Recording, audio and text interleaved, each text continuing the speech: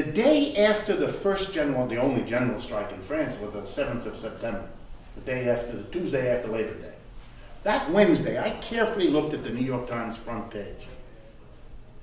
There were loads of stories on there, nothing about the general strike. That was on the inside. But I really looked. Every story on the front page of the New York Times, by any journalistic standard I know of, was less newsworthy than what had happened in that country. But the New York Times did what the New York Times, and the New York Times is better than most papers, right? So there it is, extraordinary. But I'm not really surprised. I mean, what would the do you really want to tell the American people, you're taking it on the chin 40 ways to Sunday, but look at these people over here really fighting back. That's a little unpleasant. You're sticking people's nose right in it. And I think without anyone organizing it, there's a sense to keep this down. But I think it is historic. I do think the American people will, sooner or later, get this story one way or another. It is filtering around. People like me are running around telling everybody I can about it, and I'm not the only one, but slowly, and again, I think it'll make an enormous difference, and I think it'll make a difference in this country, because it's the oldest thing in the world. It's a demonstration it's possible for a left and a trade union movement that is deflated and demoralized as this one in our country. It's an extraordinary thing to see what's possible, what trade unions could do. By the way, this is all led by the trade unions. The 29th, which was the coordinated all the different countries, was by the Trade Union Confederation of all the Europes. They have an organization for all of Europe. They did it. They coordinated. They have a website. You can go there. You can read all about it. They did the work of bringing everybody together, and they were able to do it. So I think for Americans, the demonstration effect, seeing that it's possible, will help us remember that these things have happened in the United States too. It's not as though it's never been here. It can happen again, not on this scale. But the Europeans haven't had it on this scale for a long time either. If a year ago you had suggested to Europeans, because I go to Europe a lot, I speak several languages, my parents are Europeans. If you go to Europe, a year ago, if you had said to them, this is the way it'll be a year from now, they would have said, in our dreams. They did not know that this was coming. They would not have believed this was possible. Just the way we don't. Yeah. So the euro is a currency that was established across many countries in Europe, and it's something that happened a while back, right? And right now you mentioned something going on with the currency wars. What would something like a global currency, hypothetically, if anything, what kind of impact would it have on something like this, establishing living standards across different nations, or removing the need for outsourcing because it would all just be on one currency level and something like that? A single currency wouldn't do that, though. See, just like here in the United States, we have a single currency, but we have, Connecticut and we have Mississippi, and the economic structures and the incomes and standards of life in those two places are as far apart as you could imagine. For that matter, just go to Connecticut itself. I used to live in Connecticut. Connecticut is a study of contrasts. Same currency, it's the same state, and it's a little state. It's got, I think, 3 million people. It's a small place, but it has the richest and the poorest within literally a stone's throw. 2 of the 10 poorest cities in the United States are in Connecticut. Connecticut is the richest state, but per capita income in the United States. So in Fairfield County, that's the county near New York, just when you cross the border, it's one of the richest counties in the United States, maybe the richest, I don't know, certainly among them. But 2 cities, New Haven and Hartford, are 2 among the 10 poorest cities in the United States. So within a stone's throw of an economy that's small, that has the same currency, you have enormous inequality that's been that way for a century. The economic structure of capitalism in this country does not, contrary to what its defenders would like you to believe, get rid of inequality. It doesn't. Aren't there any benefits of the euro when it was established that might be beneficial on a larger scale? Oh, there were tremendous benefits. The problem was the benefits were accrued by some and not others.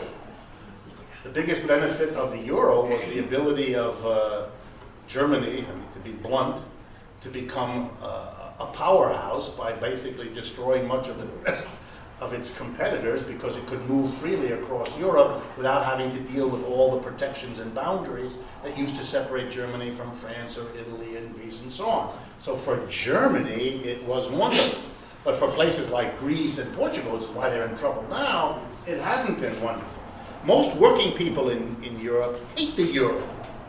They hate the euro because in the transition, it's a very interesting story, in the transition from the national currency to the euro, say from the Italian lira, the French franc, or the German mark, and so on, what everybody, all the businesses did is they used the translation to jack up the price.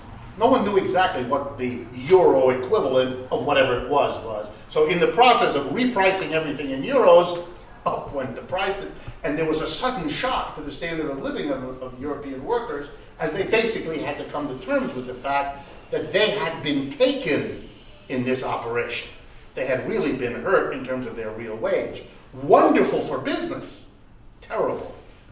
That's why it's been a sore point. If you follow the European Union, there were serious defeats in Holland and France for the attempt to have a more unified Europe. Those defeats come from the feeling in those countries among many people that this unification is a unification for business benefit, not for them. And there's an anger and a resentment, and that makes European unity difficult. But the point is not a principled opposition to unity, the way it's presented in the press here. It's a disagreement about what kind of unity. Unity in what way, for whose benefit. That's the issue. And that issue continues to be fought out in Europe. The Greeks, for example, are seriously considering withdrawing from the euro, going back to their currency before the drachma, the old Greek currency, because for them, a little poor country, they're getting really squeezed by being in the euro. They can't have their own national economic policy the way they would like to, but they could if they had their own currency. So you may see over the next 6 to 12 months a very scary prospect for Europe, which is one or more countries, like Greece, withdrawing from the common currency and the common market because their situation looks to them to be better salvageable that way than staying in. But that's a struggle inside a common market about how to make it work and for whose benefit. Yeah. Could you briefly talk about the, in terms of cooking the numbers, the unemployment statistics in our country, the way they're delivered, presented, and grouped, and also the extension of unemployment benefits and what's been happening with that, the math behind that, or the reality or unreality of that?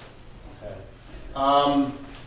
It is very hard to measure unemployment. Like most really important economic statistics, there's a lot of fudge in them. Necessarily. It isn't just a question of people having a devious or evil purpose.